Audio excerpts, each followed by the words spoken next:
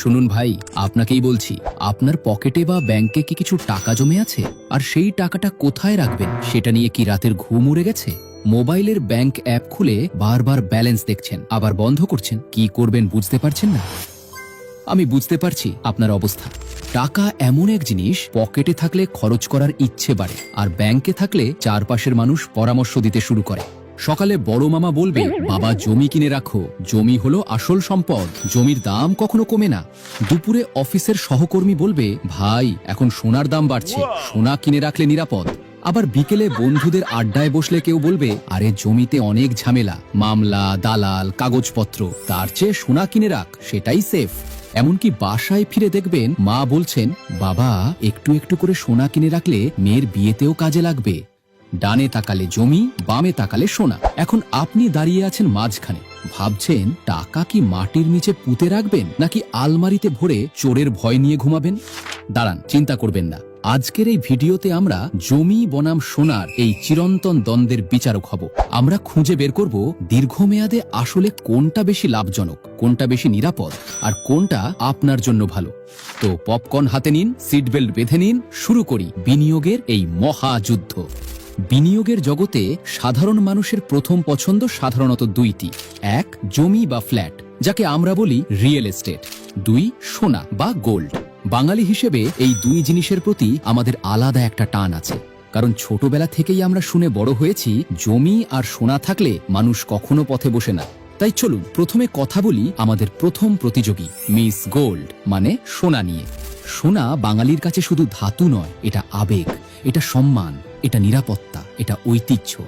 মেয়ের বিয়ে মানেই সোনা, ছেলের বিয়ে মানেই সোনা, স্ত্রীকে খুশি করতে গেলেও সোনা। অনেক পরিবারে তো এমনও হয়, সোনা থাকলে আত্মীয়দের কাছে সম্মান একটু বেশি। সোনা যেন পরিবারের সম্মানের প্রতীক। সোনার সবচেয়ে বড় সুবিধা হলো এর লিকুইডিটি। শব্দটা কঠিন লাগছে, সহজ করে বলি, লিকুইডিটি মানে হলো প্রয়োজনে কত দ্রুত আপনি টাকায় রূপান্তর করতে পারবেন। ধরুন হঠাৎ আপনার টাকার দরকার হলো, বাসায় কেউ অসুস্থ, জরুরি অপারেশন করতে হবে। জমি বিক্রি করতে গেলে সময় লাগবে, লোক খুঁজতে হবে, দরদাম করতে হবে। কিন্তু সোনা থাকলে সকালে দোকানে গেলেন, বিকেলে হাতে নগদ টাকা। তাই সোনা হলো জরুরি মুহূর্তের সবচেয়ে দ্রুত সমাধান। আরেকটা বড় সুবিধা হলো সোনা ইনফ্লেশনের বিরুদ্ধে ঢাল হিসেবে কাজ করে। ইনফ্লেশন মানে হলো টাকার মান কমে যাওয়া। আজ যে টাকায় বাজার করেন, কয়েক বছর পরে সেই টাকায় অর্ধেক জিনিসও পাবেন না। কিন্তু ইতিহাস বলে, যখনই টাকার মান কমে সোনার দাম বাড়ে। অর্থাৎ সোনা আপনার টাকার মান ধরে রাখতে সাহায্য করে। তবে সোনারও কিছু সমস্যা আছে। সবচেয়ে বড় সমস্যা নিরাপত্তা। ঘরে সোনা রাখা মানে সব সময় চিন্তা, চোর ঢুকবে না তো। আবার ব্যাংকের লকারে রাখলে বছরে বছরে চার্জ দিতে হয়, গয়না কিনলে মেকিং চার্জ দিতে হয়, যা পরে ফেরত পাওয়া যায় না। আর একটা বিষয় হলো, সোনা আপনাকে কোনো আয় দেয় না, এটা শুধু পড়ে থাকে, ভাড়া দেয় না, ডিভিডেন্ড দেয় না। মানে সোনা আপনার সম্পদ বাড়ায়, কিন্তু নিয়মিত আয় দেয় না। এবার আসি আমাদের দ্বিতীয় প্রতিযোগী মিস্টার ল্যান্ড বা জমি। আমাদের সমাজে জমির গুরুত্ব আলাদা। যার যত জমি তার তত সম্মান। গ্রামে গেলে তো দেখবেন মানুষ প্রথমেই জিজ্ঞেস করে, কত শতাংশ জমি আছে, যেন জমিই সবকিছু। জমির সবচেয়ে বড় সুবিধা হলো এর দাম দীর্ঘমেয়াদে বাড়ে। আজ আপনি যে জমিটা কিনলেন, কয়েক বছর পরে সেটার দাম অনেক বেড়ে যেতে পারে। বিশেষ করে যদি আশেপাশে উন্নয়ন হয়, রাস্তা, স্কুল, হাসপাতাল বা নতুন শহর, তাহলে তো কথাই নেই। আরেকটা বড় সুবিধা হলো জমি বা ফ্ল্যাট থেকে ভাড়া পাওয়া যায়। মানে আপনি ঘুমিয়ে থাকবেন আর মাস শেষে টাকা পাবেন। একেই বলে প্যাসিভ ইনকাম। অনেকেই তো চাকরির পাশাপাশি ভাড়ার টাকায় ভালো জীবন কাটান। কিন্তু জমির ক্ষেত্রে ঝুঁকিও কম নয়। প্রথমত, জমি কিনতে গেলে বড় অঙ্কের টাকা লাগে, ছোট টাকায় জমি কেনা কঠিন। দ্বিতীয়ত, জমির কাগজপত্র নিয়ে ঝামেলা হতে পারে, ভুল জমি কিনে ফেললে মামলা মোকদ্দমায় পড়তে পারেন। আরেকটা বড় সমস্যা হলো লিকুইডিটি কম। জমি বিক্রি করতে সময় লাগে, আপনি চাইলেই দ্রুত বিক্রি করতে পারবেন না। তাই জমি থাকলেও হাতে নগদ টাকা নাও থাকতে পারে। এখন একটা প্রশ্ন করি, ধরুন আপনার হাতে 20 লাখ টাকা আছে, আপনি কি করবেন? জমি কিনবেন নাকি সোনা কিনবেন? কমেন্টে লিখে জানান আপনি জমি টিম না সোনা টিম। এবার একটু বাস্তব হিসাব করি। বিনিয়োগের সবচেয়ে বড় শত্রু হলো ইনফ্লেশন। 10 বছর আগে 1000 টাকায় অনেক বাজার হতো, এখন একই টাকায় খুব কম জিনিস পাওয়া যায়। যদি আপনি কয়েক বছর আগে সোনা কিনতেন, আজ তার দাম অনেক বেড়ে যেত। আবার দীর্ঘমেয়াদে জমির দামও অনেক বেড়ে যায়।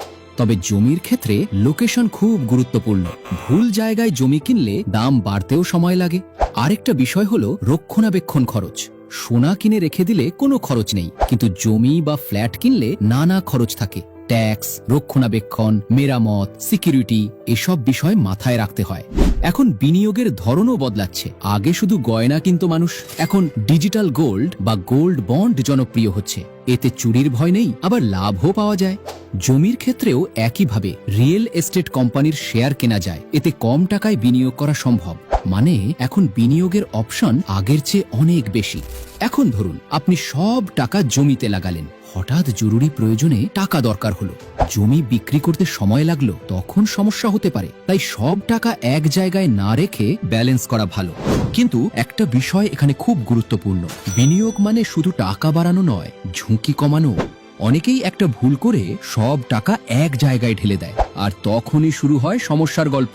ধরুন আপনি সব টাকা জমিতে লাগিয়ে দিলেন, হঠাৎ কোনো জরুরি পরিস্থিতি এলো, ব্যবসায় লোকসান, পরিবারের অসুস্থতা বা চাকরি চলে গেল। তখন আপনি বুঝলেন আপনার সম্পদ আছে কিন্তু হাতে টাকা নেই। জমি বিক্রি করতে সময় লাগছে আর আপনার দরকার এখনই টাকা। তখন সম্পদ থেকেও আপনি সমস্যায় পড়ে গেলেন। আবার উল্টোটা ভাবুন, আপনি সব টাকা সোনায় রাখলেন। সোনা নিরাপদ ঠিকই, কিন্তু কয়েক বছর পরে দেখলেন জমির দাম 3 গুণ হয়ে গেছে আর আপনার সোনার দাম তুলনামূলক কম বেড়েছে। তখন মনে হবে, ইস, যদি কিছু টাকা জমিতে রাখতাম। এই কারণেই স্মার্ট ইনভেস্টররা সবসময় একটা নিয়ম মানে, ডাইভার্সিফিকেশন, মানে সব ডিম এক ঝুড়িতে না রাখা। ধরুন আপনার কাছে 20 লাখ টাকা আছে, আপনি চাইলে 10 লাখ জমিতে রাখতে পারেন, 5 লাখ সোনায় রাখতে পারেন, আর বাকি 5 লাখ রাখতে পারেন নগদ বা অন্য বিনিয়োগে। এতে কি হবে, জমির দাম বাড়লে আপনি লাভ করবেন, সোনার দাম বাড়লে সেটাতেও লাভ করবেন, আর নগদ টাকা থাকলে জরুরি সময়ে কোনো চিন্তা থাকবে না। এটাই হলো স্মার্ট ফাইন্যান্সিয়াল প্ল্যানিং। আরেকটা বিষয় ভুলে গেলে চলবে না, আপনার লক্ষ্য কি? আপনি কি ভবিষ্যতে বাড়ি করতে চান, নাকি মেয়ের বিয়ের জন্য সঞ্চয় করছেন, নাকি শুধু সম্পদ বাড়াতে চান?